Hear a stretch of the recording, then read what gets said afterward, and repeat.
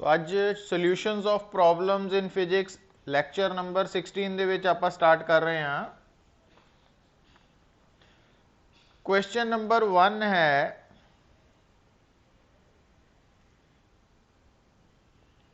a uniform chain has mass m and length l. Uniform chain has mass m and length l. It is held on a frictionless table with 1/6 of its length hanging over the edge. The work done in just pulling the hanging part back on the table. तो बेटा situation आया कि अगर पुत्र आ table है और इस table के ऊपर एक चेन जिसका मास m है, लेंथ एल है, उदा 1/6 लेंथ लटक रही है। मतलब आ जो चेन है तो हैंगिंग पार्ट जो है पुत्र ये 1/6 है। This is 1/6 of the length. हुण आपां की करना, इस पार्ट नूं टेबल ते लैके जाना बेटा। हुण देखो आ जो हैंगिंग पार्ट है दिस वन, इसका मास भी, इसका मास भी, क्योंकि अगर लेंथ एल है तो मास एम है, तो इस हैंगिंग पार्ट का मास भी 1/6 होएगा, मास टोटल मास का m/6। तो इस हैंगिंग पार्ट का वेट की होएगा बेटा, तो वो भी 1/6 ही हो जाएगा। पर हुण अगली गल देखो, इस प्रॉब्लम नूं आपां दो तरीके नाल सॉल्व कर सकते हैं, बट साडे कोल क्योंकि आपां ऑलरेडी एक कंसैप्ट सेंटर ऑफ मास नूं क्लीयर कर चुके हैं ना, तो उहदे करके साडे लई इह काम नूं टैकल करना सौखा हो गया। हुण देखो ये जिहड़ा हैंगिंग पार्ट है, ये बॉडी है ना, इहदा मास डिस्ट्रीब्यूटेड है। मतलब जिहड़ा टेबल है ना, उस टेबल तो नीचे तक मास फैलिया होया चेन दा। पर सेंटर ऑफ मास कंसैप्ट की कहंदा कि आपां इस पूरी हैंगिंग पार्ट लेंथ नूं एक पॉइंट के बराबर लै सकते हैं, और वो पॉइंट लेना कित्थे है पुत? Hanging part. हैंगिंग पार्ट दा जिहड़ा सेंटर ऑफ मास है, पूरी चेन का सेंटर ऑफ मास नहीं, हैंगिंग पार्ट का सेंटर ऑफ मास कित्थे आएगा बेटा? इहदे ज्योमैट्रिकल सेंटर ते आएगा। हुण ज्योमैट्रिकल सेंटर की होएगा पुत? आ जिहड़ा हैंगिंग पार्ट है, इहदा ज्योमैट्रिकल सेंटर इहदा आ मिड पॉइंट है। तो इहदा मतलब आ जिहड़ा पार्ट लटक रहा वा, इहदा सेंटर ऑफ मास आ रेड कलर का डॉट है, और ये L/12 है। और इत्थे वेट कितना वा हैंगिंग पार्ट का? mg/6। हुण देखो, तो आपां इस प्रॉब्लम नूं पॉइंट दे विच कन्वर्ट कर लिया with the help of centre of mass concept. हुण पुत्र जदों आपां कहने आ कि आपां इस हैंगिंग पार्ट नूं टेबल ते लै जाना, उहदा मतलब है कि जिहड़ा इस हैंगिंग पार्ट का सेंटर ऑफ मास है वो टेबल ते शिफ्ट हो जाना। और centre of mass of hanging part नूं टेबल ते शिफ्ट करन लई उहदी डिस्प्लेसमेंट कितनी होनी है पुत? L/12। और कितनी फोर्स लगानी पैनी है तुहानू? mg/6 opposite to the force of gravity minimum. और वर्क डन अगेंस्ट ग्रेविटी कितना होना पुत? तो work done against gravity, against gravity कितना होना? ग्रेविटी फोर्स,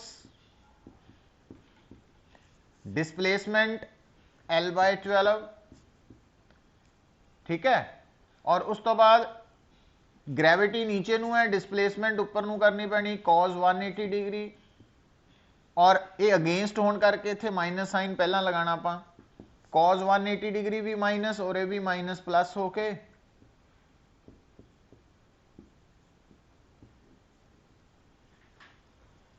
तो ये साडा आंसर आ गया। मतलब ये जिहड़ी प्रॉब्लम है इनू आपां दो तरीके नाल सॉल्व कर सकते सी। एक है सेंटर ऑफ मास, जिहड़ा काफ़ी आसान कर दिंदा साडी प्रॉब्लम नू सॉल्व करना। दूसरा है ਇਹਦੇ ਵਿੱਚ ਉਹ ਹੈ ਪੁੱਤਰ ਇੰਟੀਗ੍ਰੇਸ਼ਨ ਦਾ ਕਨਸੈਪਟ। ਹੁਣ ਉਹ ਇੰਟੀਗ੍ਰੇਸ਼ਨ ਦਾ ਕਨਸੈਪਟ ਵੀ ਤੁਸੀਂ ਸਮਝ ਲਓ, ਆਨਸਰ ਉਹੀ ਆਏਗਾ, ਪਰ ਤੁਸੀਂ ਤੁਹਾਡੇ ਕੋਲ ਚੁਆਇਸ ਹੋ ਜਾਏਗੀ ਵੀ ਕਿੱਦਾਂ ਸੋਲਵ ਕੀਤਾ ਬੇਟਾ। ਹੁਣ ਦੇਖੋ ਹੁਣ ਸੇਮ ਪ੍ਰੋਬਲਮ ਨੂੰ ਅਸੀਂ डिफरेंट वे नाल सॉल्व करना। आ टेबल है, इस टेबल के ऊपर चेन लाई कर रही है, उस चेन का आ जिहड़ा पोर्शन है पुत्त ये L/6 गिवन है ना, वो तुसी देख लेना। हुण देखो mass per unit length of the chain this one है। हुण आपां की करते हैं पुत्र, असी इस लैवल नूं रेफरेंस लैवल मान लैंदे हैं, टेबल दे लैवल नूं। तो असी हुण इस चेन नूं मान लैंदे हैं कि जिहड़ा हैंगिंग पार्ट है वो स्मॉल एलीमेंट्स का बनिया। तो आपां एक एलीमेंट शो करता पुੱਤ आ वाला। सो ये एलीमेंट रेफरेंस लैवल तो कितना दूर है, तो आप ये मान लिया y, और इस लैवल की क्योंकि आप इस डायरैक्शन नूं आप y एक्सिस अगर मान लिया वर्टिकल होने करके प्रैफरेंस देती y एक्सिस, तो आ जिहड़ा एलीमेंट है आ ओरिजिन है साडा। तो आ एलीमेंट क्योंकि y डिस्टेंस से है तो इसकी लेंथ जिहड़ी है वो dy मान लेनी पुੱਤ, और इस एलीमेंट का मास dm होना। हुण देखो इस एलीमेंट का मास पर यूनिट लेंथ और total mass per unit length बराबर है, क्योंकि असी मान के चलते हैं यूनीफॉर्म डिस्ट्रीब्यूशन ऑफ मास है। तो dm आ गया m dy/l। हुण बेटा अगर तुसी इस एलीमेंट नूं सरफेस ते ले जाना टेबल दे, तो तुहानूं वर्क करना पैना अगेंस्ट ग्रैविटी। हुण ध्यान देइयो बेटा, हुण इस एलीमेंट के उपर जिहड़ी ग्रैविटी फोर्स लग रही है वो है मास ऑफ एलीमेंट इंटू जी, और ये नीचे नूं लग रही है ग्रैविटी फोर्स इस एलीमेंट पे। हुण ये एलीमेंट लाई के पॉइंट है, तो इसनूं टेबल तक शिफ्ट करने लई इन्नी डिस्प्लेसमेंट करनी पैनी। हुण वर्क डन अगेंस्ट स्मॉल किहदे बराबर होएगा, माइनस तो पहले ही लिख लेना अगेंस्ट करके, और जिहड़ी फोर्स है DMG और डिस्प्लेसमेंट y, और दोनों दे विच एंगल बन रहा cos 180 डिग्री, DMGY, क्योंकि cos 180 माइनस और माइनस प्लस हो गया। हुण DM की वैल्यू देखो m/l dy, आ g है एंड y है, तो ये बन गया mg/l y dy। तो ये इस एलीमेंट नूं शिफ्ट होने दा वा, पर ये जिहड़ी हैंगिंग पार्ट है वो तो अलग अलग एलीमेंट्स का बनया होया ना, किन्ने सारे। तो जिहड़ा आ वाला एलीमेंट है इहदी ओरिजिन तो डिस्प्लेसमेंट y 0 है और इहदी L/6 है। तो इसका मतलब टोटल वर्क डन कितना निकालूंगे आपां, इंटीग्रेट करांगे 0 टू L/6 y²/2 mgl। हुण इहदे च पुट करो, आ 2 बाहर आ गया, y² L²/36, एक L कटिया गया बेटा।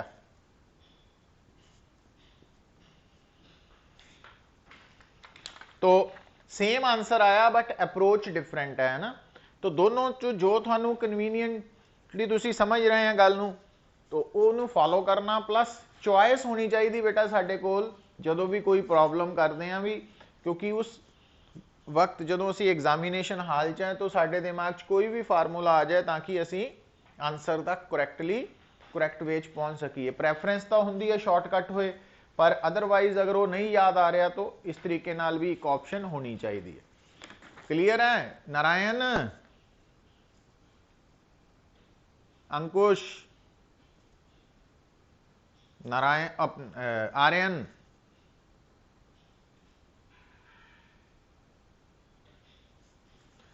हुण देखो बेटा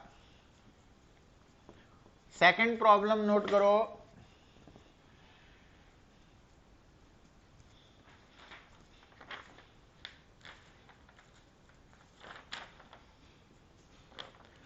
A body is moved along a line, straight line by a machine delivering constant power. Power is constant. The distance moved by the body in time t is. तो power constant है तो distance तक जाना असी ना। हुण देखो इत्थे तुहानू बेटा समझ होनी थी power is equal to rate of doing work भी है और फोर्स एफ बी भी है ना। हुण फोर्स है मास इंटू एक्सेलरेशन और एक्सेलरेशन है बेटा डीवी बाई डी टी। तो v d v is equal to constant d t by m है ना। ये भी कॉन्स्टेंट है बन गया नवा। हुण इंटीग्रेटिंग तो बाद की बन जाना पुत्र v square by 2 is equal to constant. तो इथों वेलोसिटी का रिलेशन आ गया थोड़ा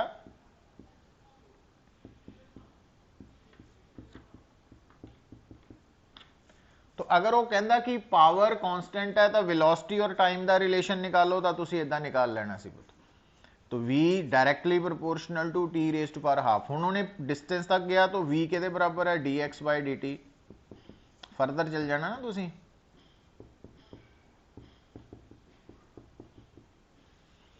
तो dx की आ जाना पुत्र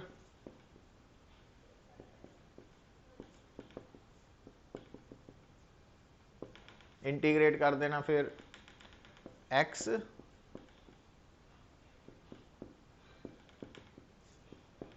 3/2 ओवर 3/2 है ना।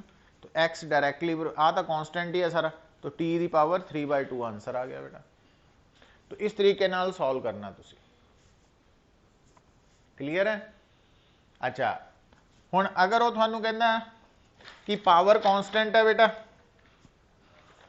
पावर कांस्टेंट है तो वेलोसिटी x से कितना डिपेंड करेगी। तो तुसी की कर सकते हैं देखो इथों ही इस पॉइंट तो ही आ स्टेप तो बाद मास। हुण अगर वेलोसिटी और x ਦੇ ਵਿੱਚ रिलेशन निकालना सी तो तुसी एक्सेलरेशन ਨੂੰ लिख सकते हैं v dv by dx। तो ये बन गया v square dv is equal to constant over mass into dx। हुण इंटीग्रेट कर दो इथों तो v cube by 3 is equal to constant x। तो v जिहड़ा वा डायरेक्टली प्रोपोर्शनल टू।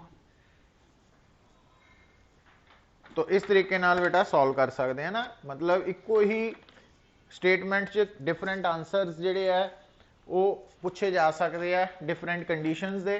तो वो सारा कुछ मैं तुहानू इससे दसता ना। थर्ड देखो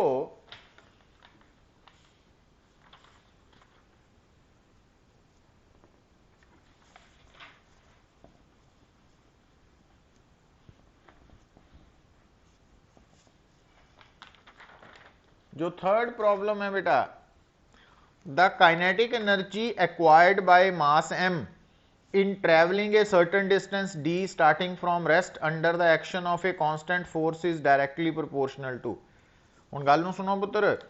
हुण काइनेटिक एनर्जी का फार्मूला है हाफ mv स्क्वेयर है ना। उत्थों आपां गलती की कर जाने आ बेटा कि kinetic energy directly proportional to m है ना और डायरेक्टली प्रोपोर्शनल टू स्पीड का स्क्वेयर है v स्क्वेयर है।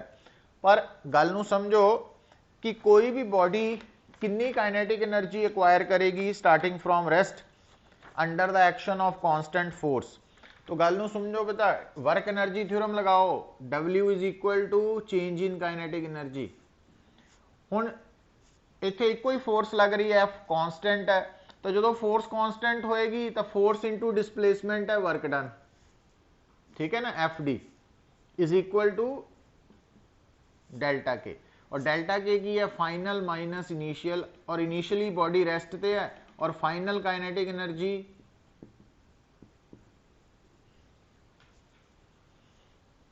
मीन्स कोई भी बॉडी है हल्की है भारी है ना लाइटर है हैवीयर है तो ओदी काइनेटिक एनर्जी कितनी इंक्रीज होएगी वो डिपेंड करता वर्क डन ते ना कि ओदे मास ते। समझ गए गल नूं क्लीयर करो। काइनेटिक एनर्जी दे फार्मूला हाफ mv स्क्वेयर च मास आ रहा वा पर काइनेटिक एनर्जी किसी भी बॉडी की कितनी इंक्रीज करेगी वो दे मास ते नहीं डिपेंड करता, वो डिपेंड करता कि उस बॉडी के उपर कितना वर्क डन होया बेटा। तो इस करके इंडिपेंडेंट ऑफ मास है, तो ये ध्यान च रखना। इसे करके एक कन्फ्यूजिंग क्वेश्चन है, इनू क्लीयर करना पुत। फोर्थ देखो, a body starts from rest and acquires velocity v in time t, the work done on the body in time small t will be proportional to।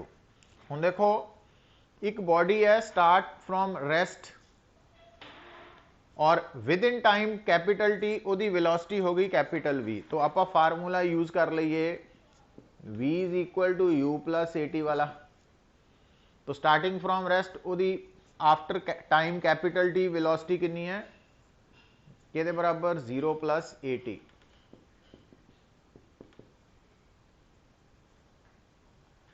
तो आफ्टर टाइम स्मॉल टी जो है उसकी work done कितना होएगा बेटा। हुन देखो हुन आफ्टर टाइम टी ओदी वेलोसिटी होएगी small time t v is equal to a t. हुन आपां वर्क डन निकालना, वर्क डन की हुंदा पुत्र गेन इन काइनेटिक एनर्जी। तो gain in kinetic energy work done is equal to k f minus k i, और k f कितना वा after time small t. Velocity अगर v है तो काइनेटिक एनर्जी हो गई half M v square minus 0। तो half M A T square, तो half M A square T square है ना। हुण इत्थों ए दी वैल्यू इत्थे पुट कर देने आपां, तो वर्क डन कितना आ गया हाफ एम, तो ए दी वैल्यू वी वाई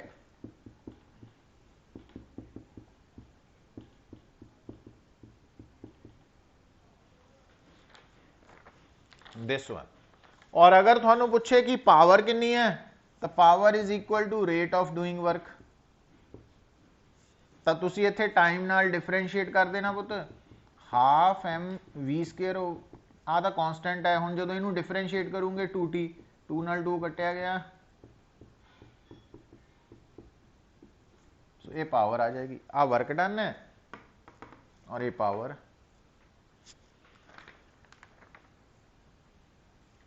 नेक्स्ट देखो,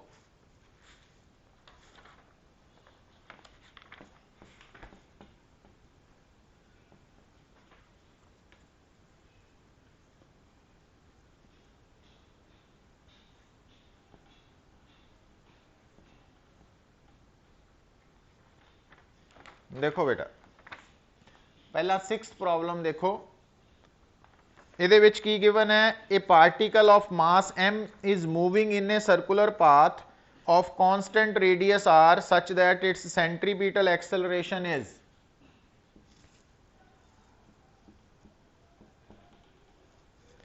ਇਹਦੇ ਵਿੱਚ k कांस्टेंट है पुत गिवन है।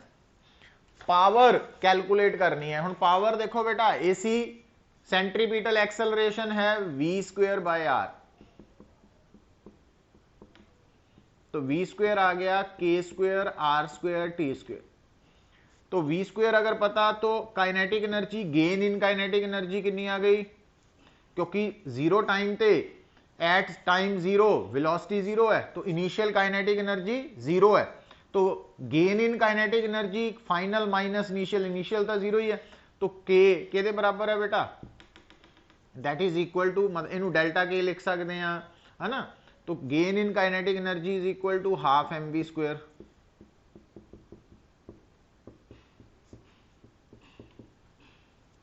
अच्छा हुण ध्यान दियो, जी गेन इन काइनेटिक एनर्जी है वो वर्क डन के बराबर है, और आप पावर निकालनी है। पावर अगर डी है ना इदा लिखते हैं तो इनू आप डी के बाय डी टी भी लिख सकते पावर, क्योंकि work done is equal to gain in kinetic energy.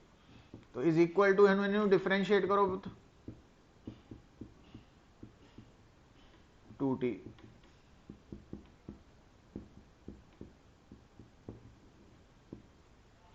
तो इन्नी पावर आएगी पुत। नेक्स्ट देखो 7th प्रॉब्लम,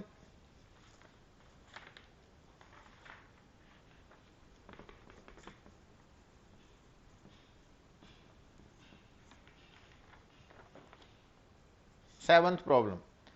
हुण तुहानू बेटा स्टेटमेंट देखो, particle of mass m is moving in a horizontal circle of radius small r under the force equal to -k by r square.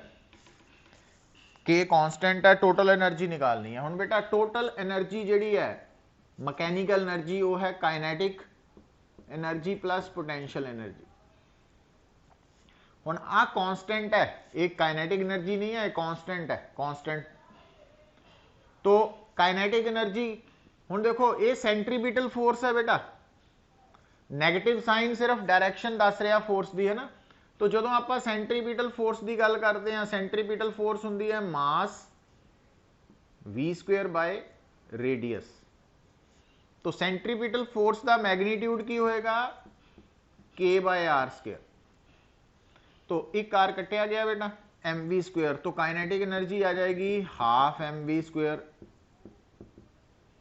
तो अगर mv² k बाय r है तो kinetic energy half mv² के बराबर हो गई k bye 2r, number 1। पर अगली गल हुण इत्थे थोड़ी याद रखनी है कि एक्चुअली ये जिहड़ी फोर्स है that is conservative force in, और अगर कंजरवेटिव फोर्स है तो थानू याद होएगा कंजरवेटिव फोर्स जिहड़ी है ना वो आपां रिलेशन कीता सी du बाय dr, क्योंकि कंजरवेटिव फोर्स r ते डिपेंड करती है। तो इस करके कंजरवेटिव फोर्स ते पोटेंशियल एनर्जी का रिलेशन हुंदा -du बाय dr। तो हुण इत्थों du की वैल्यू की आ जानी बेटा -fc/dr। हुण आ वैल्यू कितनी दित्ती है, हुण इत्थे नैगेटिव साइन कंसीडर करना वा, ये ध्यान च रखना, क्योंकि इत्थे जे तुसीं नैगेटिव साइन कंसीडर करते तो काइनेटिक एनर्जी नैगेटिव नहीं ना होनी, उस करके वो साइन हटा दिता गया सी पहले ही। पर इत्थे पोटेंशियल एनर्जी नैगेटिव पॉजिटिव हो सकती है पुत। तो इत्थे थोड़ा जिहा ध्यान रखना है, एफ सी की वैल्यू कितनी दित्ती है -k by r square, k by, हुण आपां इंटीग्रेट करके u निकालना पुत, आ u बन जाना और आ k है। हुण इत्थे इहदी वैल्यू जिहड़ी आनी -1 बाय r आनी, सॉल्व करके तुसीं चैक कर सकते हैं, क्योंकि dr बाय d है ना, dr by r square after integration -2 + 1 -2 + 1 है ना, -1 बाय r।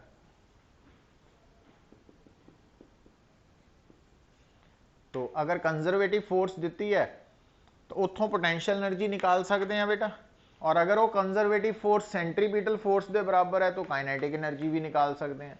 तो टोटल एनर्जी की होनी kinetic energy plus potential energy. तो इन्हां दा सम करके तुसीं फाइनल आंसर लिख सकते हैं।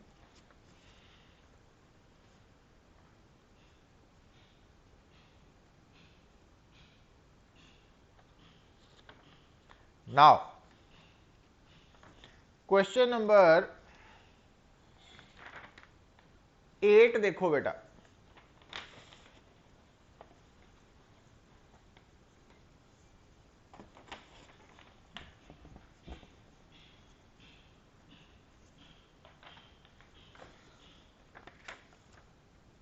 क्वेश्चन नंबर 8 दे विच की गिवन की है कि एक बॉडी है जिसका मास कैपिटल M है, is dropped from height h on A sand floor. तो आ सैंड फ्लोर है बेटा, और आ एक बॉडी है जिसका मास कैपिटल M है, रेस्ट तो ड्रॉप की और यदि हाइट h। हुण देखो, हुण जदों ये बॉडी जस्ट सैंड दे नाल टकरान वाली है उस वक्त यदि वेलोसिटी मैक्सिमम है, और उस वक्त सिर्फ इस पूरे रस्ते फ्रॉम A टू B उहदे ते सिर्फ इको ही फोर्स लग रही है ग्रैविटी। पर जिद्दां ही ये बॉडी सैंड दे विच एंटर करेगी बेटा तो उहदे ते एक फोर्स ग्रैविटी तो लगनी है, नाल opposing force due to sand आ जाएगी, रेजिस्टिव फोर्स भी कह सकते। तो उहदे नाल की होना, सैंड दे अंदर इस बॉडी ने अल्टीमेटली C पॉइंट ते आके दोबारा रेस्ट ते आ जाना। तो अगर आ वाली वैल्यू D है तो निकालना की है बेटा, if the body penetrates x centimetre into the sand, मतलब आ x दिता वा before coming to rest, the average force of resistance force offered by the sand to the body है ना, एफ निकालना। हुण इनू निकालण लई तुसीं अगर वर्क एनर्जी थ्योरम यूज करते हैं तो ए ते सी, ए इनिशियल पॉइंट है, सी फाइनल है, और दोनों जगह ते बॉडी रेस्ट होने करके change in kinetic energy zero है। पर इत्थे दो फोर्सेस इन्वॉल्व है बेटा, एक ग्रेविटी और एक एफ। जिहड़ी ग्रेविटी है ना वो तो ए तो सी तक है, तो work done by gravity plus work done by F. Work done by gravity है ए तो सी तक क्योंकि ग्रेविटी कांस्टेंट है, तो m g into h plus x, क्योंकि ए तो लैके बेटा सी तक डिस्प्लेसमेंट भी डाउनवर्ड है, ग्रेविटी भी डाउनवर्ड है, तो work done by gravity positive भी है और एफ एस कॉस थीटा तो निकल आया सीधा ही। जबकि work done by force F जिहड़ा वा ध्यान दिओ, तो ये फोर्स सिर्फ बी तो सी तक है और यदि डायरेक्शन एक्स के ऑपोजिट होने करके ये की है माइनस एफ एक्स, सीधा ही लिखता ना, अदरवाइज की आना सी एफ एक्स कॉस 180 डिग्री और माइनस एफ एक्स, तो आ इज इक्वल टू 0 है।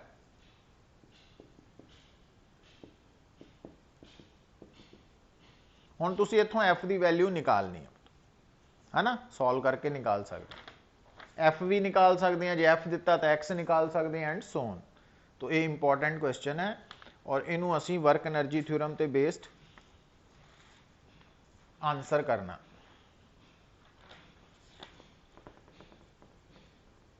फिर देखो बेटा, हुण पहला देख लो क्वेश्चन नंबर 10, पहला 11 देख लो। 11 की दिता, बड़ा सिंपल है पुत्र, कि एक रबर बैंड है, when a rubber band is stretched by distance x it exerts a restoring force f is equal to a x plus B x square.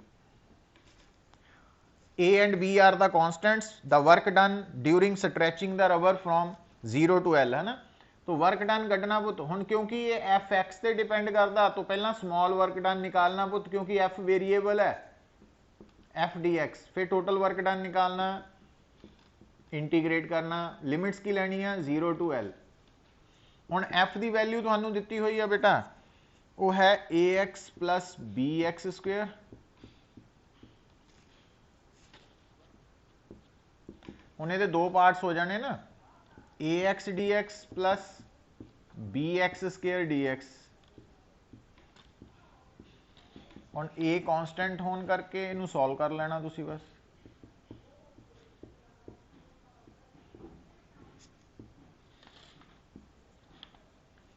तो इनू सॉल्व करके आंसर आए ना, लिमिट्स पुट करके बेटा।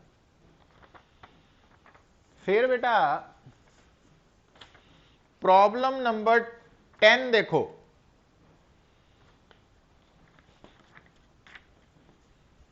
जो प्रॉब्लम नंबर 10 है ना,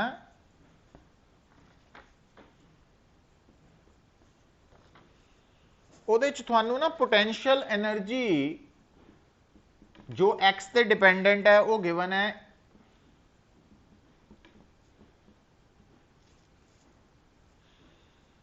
हुण ध्यान नाल समझो बेटा, आपां की निकालनी है डी। डी डिसोसिएशन एनर्जी किद्दां निकलनी है, potential energy at infinity minus potential energy at equilibrium.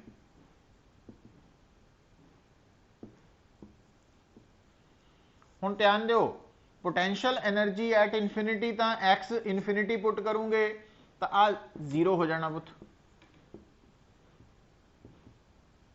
क्योंकि समथिंग ओवर इंफिनिटी 0।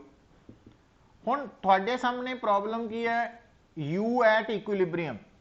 सब तो पहला इक्विलिब्रियम पॉइंट निकालना पैना। इक्विलिब्रियम पॉइंट किद्दां निकालांगे कि एट इक्विलिब्रियम जिहड़ा यू है वो या तो मैक्सिमम होएगा और मिनिमम होएगा, तो मैक्सिमम मिनिमम होने करके इक्विलिब्रियम ते D you by D x 0 आएगा। ये समझ होनी चाहिए, क्योंकि एक्स ते डिपेंडेंट है, जे आर ते डिपेंडेंट हुंदा फिर D you by D R 0 होना सी। ये आपां इक्विलिब्रियम की कंडीशन ते कीता। ਹੁਣ ਬੇਟਾ ਜਦੋਂ ਤੁਸੀਂ ਇਹਨੂੰ ਡਿਫਰੈਂਸ਼ੀਏਟ ਕਰੋਗੇ x ਦੇ ਨਾਲ, ਹੈ ਨਾ, ਤਾਂ ਤੁਹਾਡੀ ਇਹ ਟਰਮ ਨੂੰ ਤੁਸੀਂ ਇਦਾਂ ਲਿਖ ਸਕਦੇ ਆ,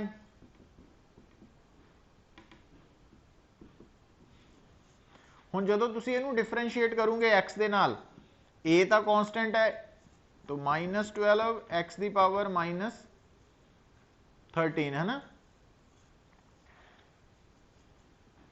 minus b -6 x the power -7 is equal to 0। ਹੁਣ इधर देखो पुत, -12a और आ x माइनस प्लस 6b।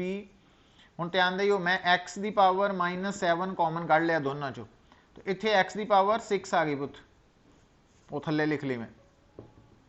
ਹੁਣ आ तो 0 नहीं ना होना, तो आ 0 है, ਇਹਦਾ मतलब -12a बाय x6 -6b 0 है अगर, तो ਹੁਣ 6b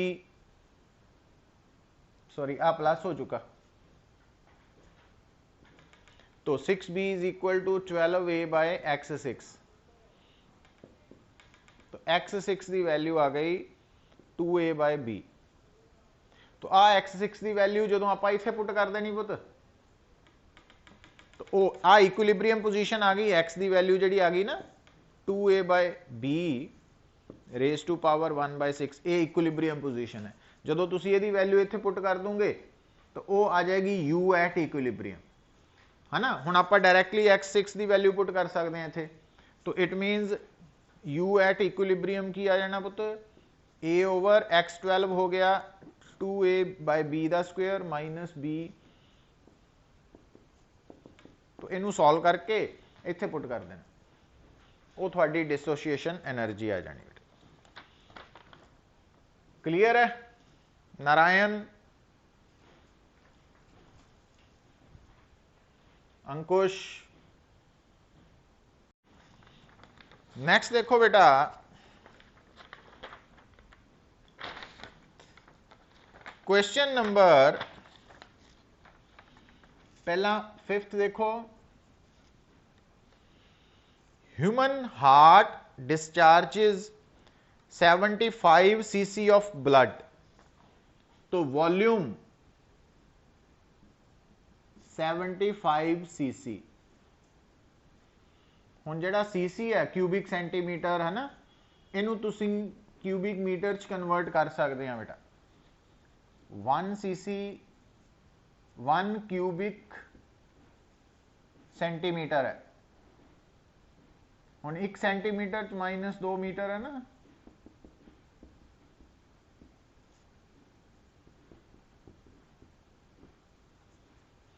SI च कन्वर्ट कर लिया। तो the human heart discharges 75 cc of blood through the arteries at each beat against an average pressure of 10 centimetre of mercury. जो प्रेशर है ना पुत्र,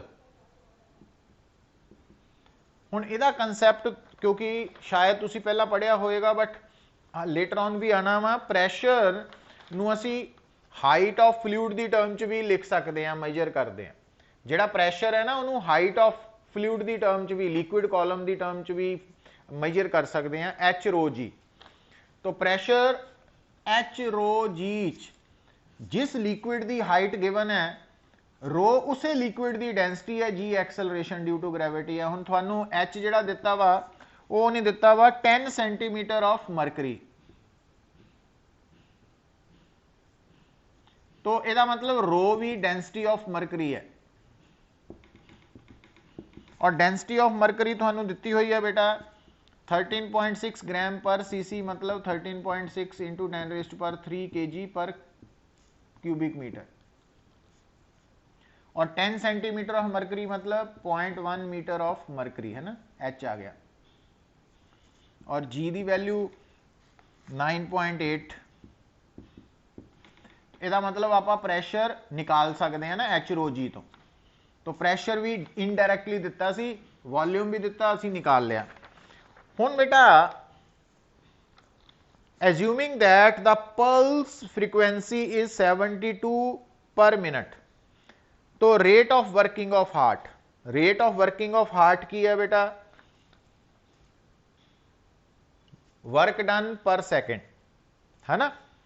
हुण 1 मिनट च 72 बार जो हार्ट बीट है, पल्स जिहड़ी है 72 टाइम, और एक पल्स के दौरान कितना वर्क करना पैंदा पुत, तो वर्क डन ड्यूरिंग 1 बीट वो है प्रैशर इंटू वॉल्यूम। हुण आ देखो ना, एक्चुअली वर्क डन हुंदा फोर्स इंटू डिस्प्लेसमेंट, तो डिस्प्लेसमेंट एक तरह की लेंथ है। हुण अगर तुसी एफ एस एरिया और area,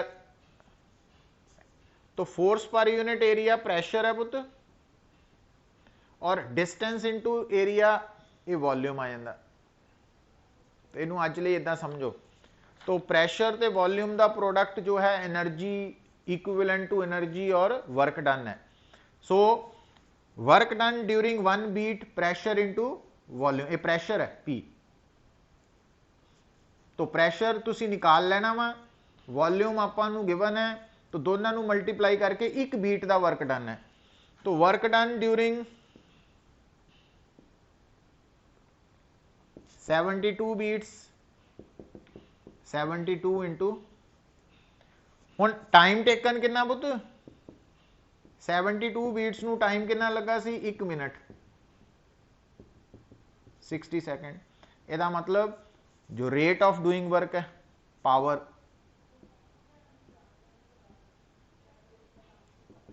that is work over time.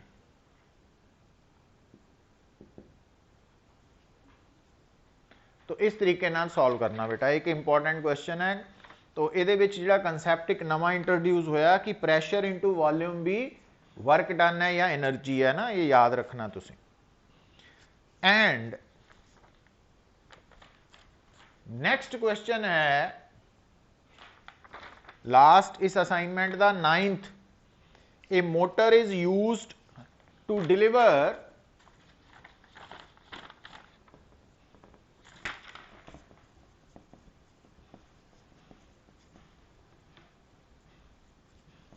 a motor is used to deliver water at a certain rate through a given horizontal pipe, certain rate है ना, to deliver n times the water through the same pipe in the same time, the power of motor must be increased as follows। हुण देखो बेटा, हुण गल नूं समझो, power हुण रिलेट करना है ना। हुण ये गल नूं फॉलो करो, ये आपां already concept up to some extent कीता होया कि एक पाइप है पुत्र, ये जिहड़ी पाइप है, अगर इसका एरिया ऑफ क्रॉस सेक्शन है और इस पाइप चों जो लिक्विड बाहर निकल रहा उसकी डेंसिटी रो है, वेलोसिटी ऑफ लिक्विड v है, और ये लिक्विड क्रॉस सैक्शनल एरिया के परपेंडिकुलर मूव कर रहा ना, बाहर निकल रहा, तो तुहानू याद है कि ए वी का प्रोडक्ट की दसदा सी, volume of liquid flowing per second, ते ए वी इंटू डेंसिटी दसदा सी mass of liquid flowing per second, momentum of liquid flowing per second, और ये बेसिकली की आ गई एक फोर्स, क्योंकि लिक्विड इनिशियली रेस्ट ते है, उन्होंने मूव करवाने दे लई मोटर ने वर्क किया ना पुत, तो मोमेंटम चेंज हुई क्योंकि इनिशियली लिक्विड रेस्ट ते सी। तो लिक्विड रेस्ट ते होने करके इन्हों आप एक स्टैप होर बना लो, तो इनिशियली लिक्विड रेस्ट ते सी, इसका मतलब मोमेंटम ऑफ लिक्विड पर सेकेंड बिफोर रेस्ट ते है, आफ्टर इन्नी है, तो चेंज इन मोमेंटम पर सेकेंड नू फोर्स कहने हैं ना। तो ये फोर्स मोटर ने लगाई है, तो फोर्स अप्लाइड बाय मोटर कितनी हो गई, ए वी स्क्वायर रो। हुन फोर्स इंटू वेलोसिटी पावर, ਇਹਦਾ मतलब ਜਿਹੜੀ मोटर है वो कितनी पावर अप्लाई करेगी, that is A V cube rho. हुन इधर ध्यान दो बेटा, to deliver n times the water through the same pipe in the same time, the power of motor must be increased as follows। ठीक है, हुन गल नूं समझो। हुन तुसी देखो बेटा, क्योंकि जिहड़ी गिवन पाइप है उहदा एरिया ऑफ क्रॉस सैक्शन तां कांस्टेंट है, फिक्स है, और जिहड़ा गिवन लिक्विड है उहदी डेंसिटी भी फिक्स है, तो इहनूं तां आपां बदल नहीं सकते। ਇਹਦਾ मतलब अगर मोटर चाहती है कि ਜਿਹੜਾ पानी बाहर निकल रहा है ना, ਉਹਦਾ रेट की करना, n टाइम्स करना।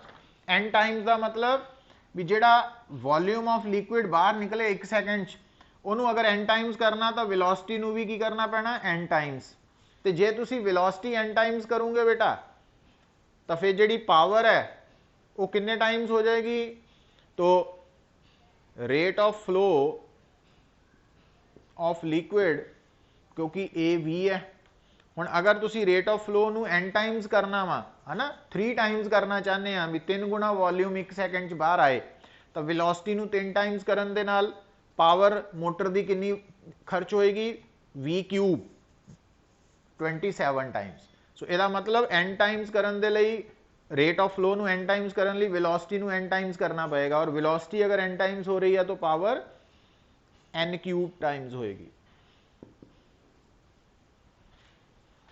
सो ये बड़ा टिपिकल और इंपॉर्टेंट क्वेश्चन है बेटा।